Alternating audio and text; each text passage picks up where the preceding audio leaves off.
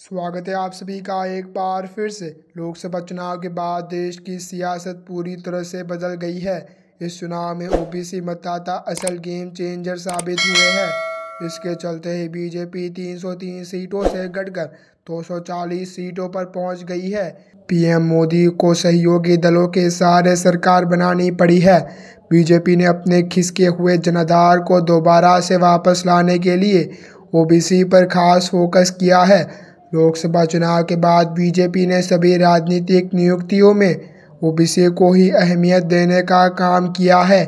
फिर चाहे प्रदेश अध्यक्ष बनाने की बात हो या विधान परिषद सदस्य और राज्यसभा सदस्य की बात हो, ऐसे में देखना है कि बीजेपी क्या दोबारा से ओबीसी का विश्वास जीत पाएगी। देश में जनसंख्या के लिहाज से सबसे ज़्यादा दबदबा अन्य पिछड़ा वर्ग का है। इसकी आबादी 50% से भी ज़्यादा है। केंद्रीय ओबीसी सूची में करीब 2500 जातियाँ शामिल है। ये जातियाँ अब तक अलग अलग राज्यों में अलग अलग पार्टियों की समर्थक है। लोकसभा चुनाव में इस बार ओबीसी जातियों की वोटिंग पैटर्न देखें तो बीजेपी और उसके सहयोगी दलों के वोट प्रतिशत में गिरावट देखने को मिली थी, जबकि कांग्रेस और उसके सहयोगी दलों को फायदा मिला है। ओबीसी वोट खिसकने के चलते यूपी, महाराष्ट्र, बिहार और राजस्थान जैसे राज्यों में बीजेपी की सीटें कम हो गई है। इसीलिए बीजेपी अब दोबारा से ओबीसी वोटरों को साधने के जतन में जुट गई है। बीजेपी ने बिहार और राजस्थान के प्रदेश अध्यक्ष में बदलाव किया है। राजस्थान में ब्राह्मण समुदाय के नेता सीपी जोशी को बीजेपी ने प्रदेश अध्यक्ष पद से हटाकर ओबीसी समुदाय से आने वाले मदन राठौड़ की ताजपोशी कर दी है। इसी तरह बीजेपी ने बिहार में सम्राट चौधरी को प्रदेश अध्यक्ष पद से हटाकर दिलीप जायसवाल को संगठन की कमान सौंप दी है। राजस्थान के प्रदेश अध्यक्ष मदन राठौड़ ओबीसी के घांची समाज से आते हैं। बिहार के प्रदेश अध्यक्ष दिलीप जायसवाल कलवार समाज से आते हैं। इस तरह से बीजेपी ने दोनों प्रदेश में पार्टी की कमान ओबीसी समुदाय के नेता को सौंप दी है। इसके पीछे बीजेपी का सियासी मकसद साफ छिपा हुआ है।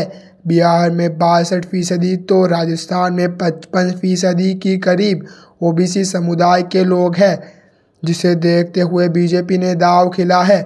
महाराष्ट्र में खिसके सियासी जनाधार को बीजेपी दोबारा पाने के लिए एक फिर से 4 दशक पुराने फॉर्मूले पर लौटी है। बीजेपी ने एमएलसी चुनाव में पंकजा मुंडे, परिणय फुंके, योगेश टिलकर और सदाभाऊ खोते को प्रत्याशी ही नहीं बनाया बल्कि जिताने का भी काम किया है। इसमें 3 ओबीसी समुदाय से ही और दलित मराठा एक है। सूबे की सियासत में अपनी जड़ें जमाने के लिए बीजेपी ने ओबीसी समुदाय के तहत आने वाली माली, धनगर और वंजारी समुदाय को जोड़कर माधव फॉर्मूला बनाया था। इसी सोशल इंजीनियरिंग के दम पर बीजेपी लंबे समय तक राजनीति करती आई है, लेकिन 2014 के बाद से मराठा समुदाय पर फोकस करने के चलते माधव फॉर्मूला पीछे छूट गया था। इसका नुकसान बीजेपी को 2024 चुनाव में लगा है। इसलिए बीजेपी ने अपने 5 में से 3 ओबीसी एमएलसी बनाए हैं ताकि अपने पुराने वोट बैंक का विश्वास जीता सके। उत्तर प्रदेश में बीजेपी का सियासी वनवास ओबीसी वोटों के दम पर ही टूटा हुआ है। 2014 में बीजेपी ने गैर यादव ओबीसी और गैर जाटव दलितों पर फोकस करके एक मजबूत सोशल इंजीनियरिंग बनाने में कामयाब रही, लेकिन 2024 के लोकसभा चुनाव में सपा ने पीडीएफ फॉर्मूले के चलते कुर्मी, कोयरी, निषाद जैसी ओबीसी जातियां इस बार सपा के पाले में खड़ी रही है। इसकी वजह से बीजेपी यूपी में पहले नंबर पर पार्टी से नंबर 2 की पार्टी बन गई है, जबकि सपा 37 सीटों के साथ सबसे बड़ी पार्टी बन गई है। ऐसे में बीजेपी अब दोबारा से ओबीसी वोटरों का विश्वास जीतने की कोशिश में है, जिसके लिए स्वामी प्रसाद मौर्य ने इस्तीफे से खाली हुई विधान परिषद की सीट पर मौर्य समाज से आने वाले बहोरन लाल मौर्य को एमएलसी बनाने का काम बीजेपी ने किया है। इस तरह बीजेपी ने यूपी में भविष्यवाणी के लिए अपने संकेत दे दिया है कि उसका फोकस ओबीसी पर ही रहने वाला है। ऐसे ही अच्छे न्यूज़ जानने के लिए आप हमारे यूट्यूब चैनल को सब्सक्राइब करना ना भूलें।